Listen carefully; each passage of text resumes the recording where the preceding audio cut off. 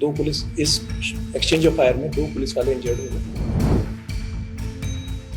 साथ में जो रोमिल वोरा है वो भी इंजर्ड हुआ।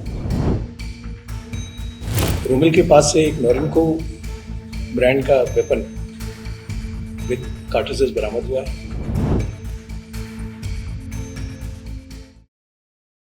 इस सेल्फ डिफेंस में इस एक्सचेंज ऑफ फायर में 2 पुलिस वाले इंजर्ड हो गए, एक हरियाणा पुलिस का और एक दिल्ली पुलिस का। साथ में जो रोमिल वोरा है वो भी इंजर्ड हुआ।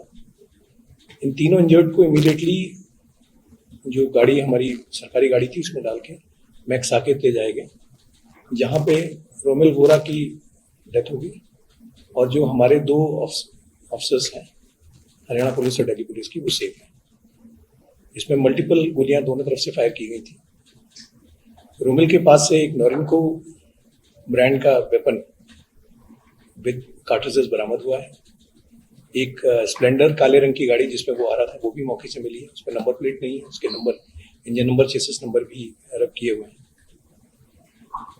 रोमिल का अगर बैकग्राउंड में आपको बताऊं तो लास्ट ईयर 26 दिसंबर को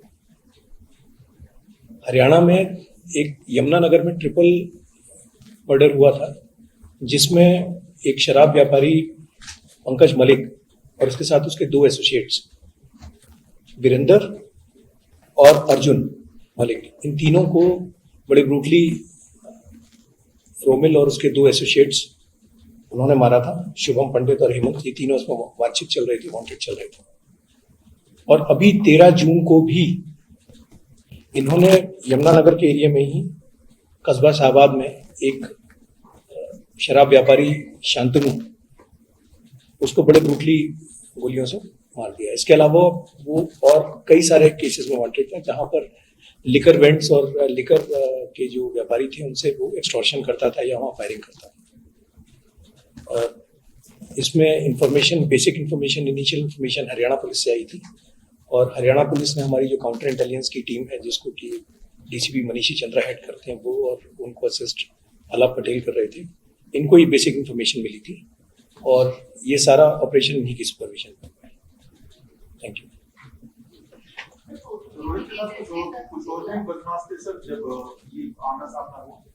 अभी तक की इन्वेस्टिगेशन में तो अकेला ही सामने आया है।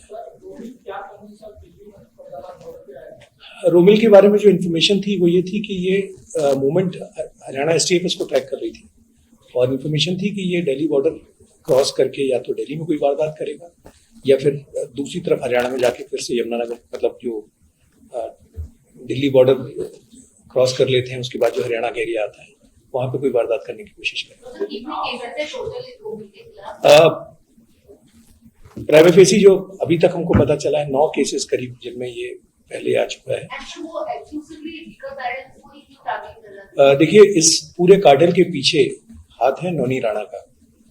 नौनी राणा वीरेंद्र राणा और काला राणा का भाई है और ये नौनी राणा बाहर बैठा हुआ है और बाहर से बैठ के ये जितने लिकर के जो व्यापारी हैं, एक्साइज के व्यापारी हैं, उनसे एक्सटॉर्शन का अटेम्प्ट करते हैं, एक्सटॉर्शन करने की कोशिश करते हैं। और ये मर्डर्स जो हुए जिसमें ये ट्रिपल मर्डर और ये शांतनु का मर्डर, ये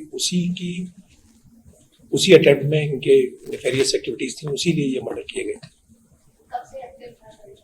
ये यंग लड़का, ये तो अभी पिछले 1.5 साल से एक्टिविटी में आया है, लेकिन नौनी राणा काफी टाइम से एक्टिव है। वीरेंद्र राणा और काला राणा को भी मनीषी चंद्रा साहब की टीम ने ही अरेस्ट किया था, एक थाईलैंड से अरेस्ट करके लाई थी, वो एक बहुत अच्छा ऑपरेशन था। तो उसके बाद काफी टाइम तक इस गैंग पे लगाम लग गई थी। उसके बाद में अभी हाल फिलहाल से फिर इसका भाई जो है ये बाहर डंकी के रूट से चला गया और फिर ये बाहर जाके वहां से एक इस तरह की हरकतें करता है। ये एक बेसिकली मैसेज है कि जो बाहर बैठ के गैंग चला रहे हैं वो ये ना समझे कि वो इस तरह की एक्टिविटीज करके सुरक्षित है। कानून जो है वो उन तक भी पहुंचेगा।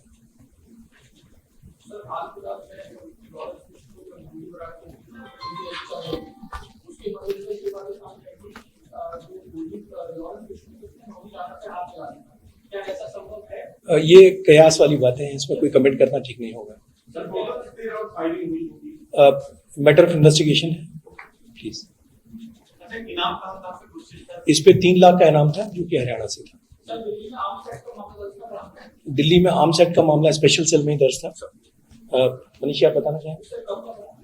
मनीष 2024 कोई स्पेसिफिक आपको सर वेपन उसके पास मिला है तो आप कौन सा वेपन था? ये एक नॉरिनको वेपन है, आप बताएंगे? नोरिंको नोरिंको वेपन है, नोरिंको पिस्टल मिला है।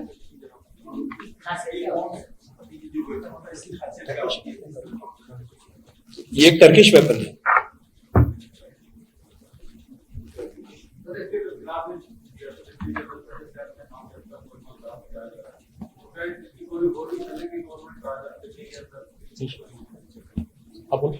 वो चेक करना पड़ेगा, जो रिकॉर्ड पे है हमारे पास है वो चाहिए।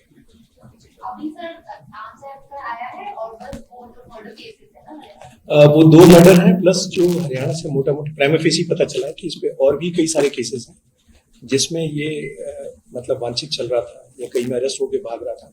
तो that is matter of investigation. अभी it is too early to comment exactly.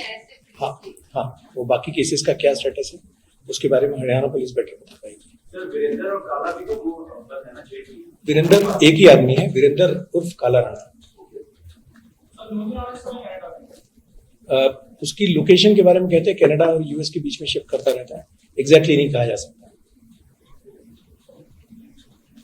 इसमें एक चीज और मैं आप लोगों को ऐड करना चाहूंगा, क्योंकि आपने ये बाहर की बात की। नए बीएनएस में ये प्रोविजन है इन एब्सेंशिया ट्रायल का। तो हमारी कार्रवाइयां 2 होती थी। एक तो हम करते थे कि जो इनके रेड कॉर्नर टूनरेज के थ्रू इनका प्रत्यार्पण यानी एक्सट्रेडिशन की ट्राई करते थे, या जहां एमलेट है वहां एमलेट के थ्रू उनको एक्सट्राइट करने की कोशिश करते थे। उसके साथ साथ एक इम्पॉर्टेंट चीज आ गई है नए बीएनएस में कि आप इन एब्सेंशिया ट्रायल कर सकते हैं। तो इस तरह के जो भी क्रिमिनल्स हैं जो बाहर बैठे हुए हैं, चाहे वो हिमांशु रिठौली, साहिल रिठौली, नोनी राणा या मोंटी मान या और भी जो इनके कैरेक्टर्स हैं, इन सब के खिलाफ हमारे यहाँ जो पेंडिंग मुकदमे हैं उनमें हम या जो नए बीएनएस के बाद आने के बाद दर्ज हुए मुकदमे हैं उसमें हम लोग ट्राई कर रहे हैं कि इनकी इन एब्सेंशिया ट्रायल चलाई जाए ताकि इनके एक्सट्रेडिशन की प्रक्रिया और मजबूत हो सके। तो अभी रिक्वेस्ट दिया हुआ है ये आरसीएंस वगैरह तो इन सबके खुले हुए हैं, अलग अलग जगहों से खुले हुए हैं, लेकिन इन एब्सेंशिया ट्रायल नए बीएनएस का एक नया अच्छा प्रोविजन है। नए बीएनएसएस में जो प्रोविजन है इन एब्सेंशिया ट्रायल का, ये इनफैक्ट आप चाहें तो उसको हाईलाइट भी कर सकते हैं कि नई बीएनएसएस का ये जो प्रोविजन है ये हम लोग Delhi police as a whole बड़े सुचारू रूप से और बहुत ही जील के साथ करने जा रहे हैं, सो दैट इनकी इन एब्सेंशिया कन्विक्शन हो सके और इनको बाहर से इंडिया लाने में मदद मिल सके, वो ज़्यादा ईजी हो जाए।